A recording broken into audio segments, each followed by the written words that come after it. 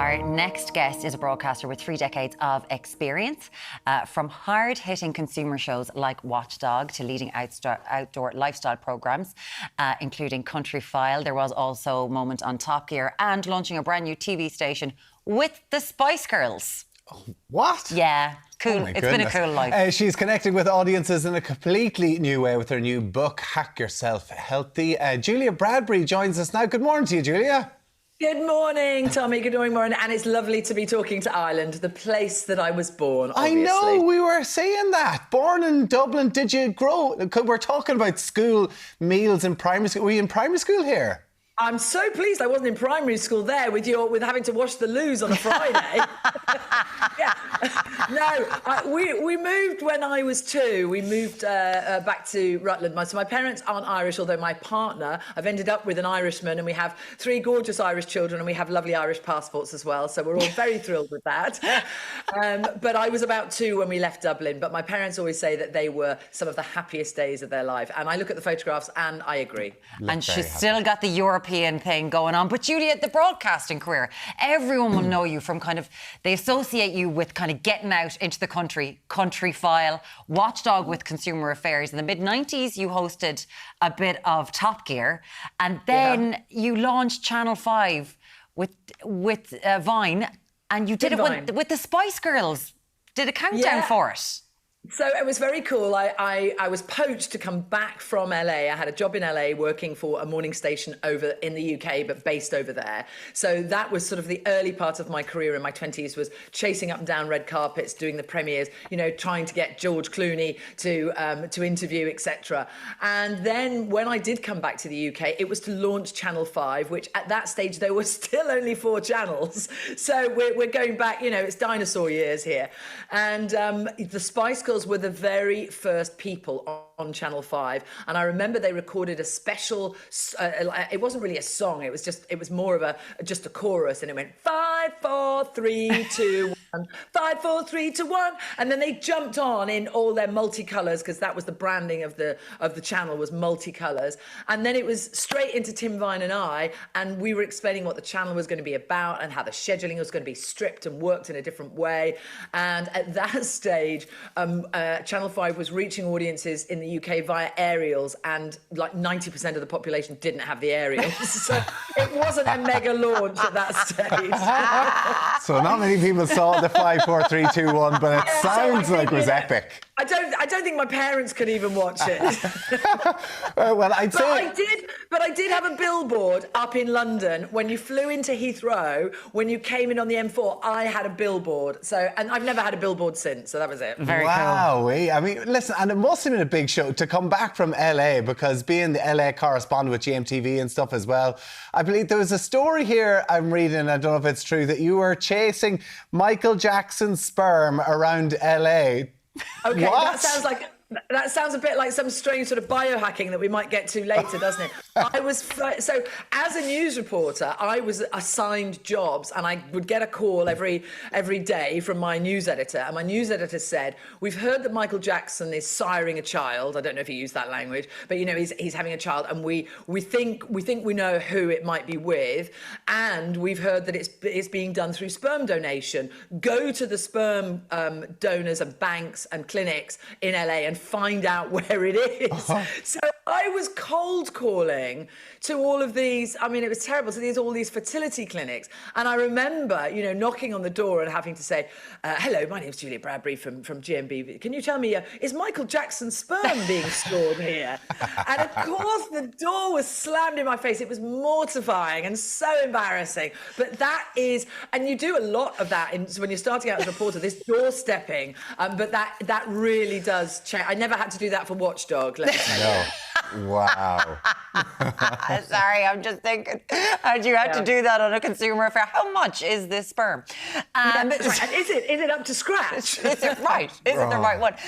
Julia, you've such an interesting career, and then of course, it was, I think, and you were so open about it because you were talking about this, and we associate you with this outdoor lifestyle and all you're doing. You were diagnosed with cancer, I think it was in 2021. Age of 50, yeah. And you had a mastectomy and everything. How are you now? How are you after everything that happened there? Okay, well, I am. First of all, I'd like to say I'm really well, thank you. No sign of disease. I think I'm fitter and healthier than I've ever been. And obviously, a cancer diagnosis is utterly terrifying. And it was a real turning point for me because it jolted me into action in terms of my own health. And it then seeded this deep curiosity about the foundation of health and what it means to be a healthy human. And that's really what led to Walk Yourself Happy, the first wellness book, and now the new book, Hack Yourself Healthy. This is my dog-eared copy with all of my notes because I'm still getting to grips with the chapters. But obviously, what I would like to say about a cancer diagnosis is I made my documentary Breast Cancer and Me, not because I wanted people to feel sorry for me, but because I started to learn all of these interesting things in the new world of health and wellness and integrative medicine. And I wanted to share them. And I also wanted to show people that it doesn't matter who you are. We are all utterly devastated by a cancer diagnosis. Yeah. You can be frightened. You can be scared. I mean, I did a lot of crying. I've been very public about my feelings of utter sadness. I was overwhelmed when I was told I had to have a mastectomy. I didn't know what that meant. I didn't know how it would feel. I didn't know if I'd ever be able to move again, to do yoga, lift my arms above my head. So it was a really terrifying time, but it's taught me so much. And I hope that I've come out the other side a stronger and better person. And I have just been learning all these incredible curiosities about health ever since then. Well, listen, we're delighted to hear that you're happy and healthy at the minute and sharing your story as well. With the book, right? Hack Yourself Healthy. Listen, the wellness and health industry is littered with books at the minute. But it's a fairly toxic industry as well because nobody knows what to believe anymore. One person could say one thing, another person could say the complete opposite. How are you finding straddling and putting your own voice out there? Yeah, it definitely, I mean, you are right. And in the book, I have spoken to world experts, but I know there are people out there who disagree with some of those experts. So I've done my due diligence. I'm coming at this from a journalistic point of view. And the way I look at this book, Hack Yourself Healthy, is I've done the research for and on behalf of the readers. And I obviously trust and believe what I'm talking about in this book and the experts that I'm talking about. And they have huge credentials, but there's a mismatch between the world of traditional Western medicine and a more holistic approach and even ancient and more traditional approaches that might come, say, from Ayurvedic medicine, which is an Indian approach to health, and it dates back between 5,000 and 10,000 years because it was initially passed through by family and through language, and then it became written in the written form. So that's why there's that breadth between 5,000 and 10,000 years, and people go, how can that be? And that's the explanation for that. And there's a lot of I would argue that Ayurvedic medicine is the original biohacking, because in Ayurvedic medicine you are assigned a sort of a body type based on certain characteristics and your shape and bloods, etc. And that's called your dosha. And then they go on a personalized journey with you. It's like these foods might be more appropriate for you at this stage in your life. This is how your sleep rhythms will work more. And that really is when you start then talking to biohackers such as Ben Greenfield, who I talked to in the book, who's one of the most famous biohackers in the world, who has been very extreme and now is moving more towards walking and backwards walking. And I would say arguing as he's got a little bit older is less extreme. But he's injected stem cells in his penis, for goodness sake. So, he's really, he's trying all the boundaries of just stem cell therapy. That is relatively new. You don't know who's doing it and what stem cells you're getting. So that's a world where you really want to trust whoever is doing it. I know what we're getting Tommy to do next week. I think we need to do that on Ireland AM. I'm not quite up for the old penis injections now, but I am maybe willing to try things like walking backwards or gargling. Tell us, simple things that people can do to keep themselves healthy. Yeah, and so I should say in the book, obviously I've written about all sorts of things. I went to an amazing spa called Ananda in the foothills of the Himalayas. I went to Antarctica to explore planetary health and to make that link between human health and planetary health. I've been to a biohacking lab called Human here in London and been in a cryotherapy chamber and been in there for 3 minutes at -90. I've done these things because they're out there. There are health benefits. I'm exploring, and obviously they make good chapters in in the book. I want it to be an entertaining book as well. But at the end of every chapter, there are what I've boxed out. I call them happy hacks, and they are achievable hacks that we can all try and we can all do. Walking backwards is called retro walking. It dates back to ancient China. There are multiple benefits to walking backwards. The most surprising I'll leave to the end, but physically good for hip flexors, good for knees, burns more calories apparently. That's not really important to me, but apparently it does. Easier walking backwards, up hills when you're walking backwards. But here's the thing that people might not know, really good for cognitive function and can help with anxiety.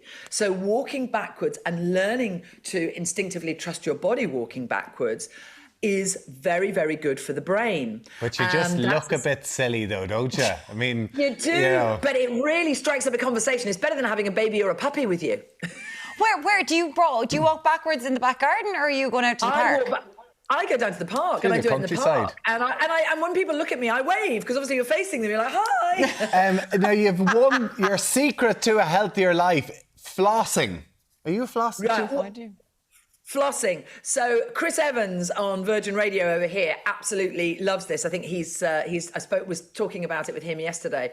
So flossing, they did a study last year, and if you floss, you have a highly reduced chance of having a stroke. And now there are many studies that are linking a bad oral microbiome.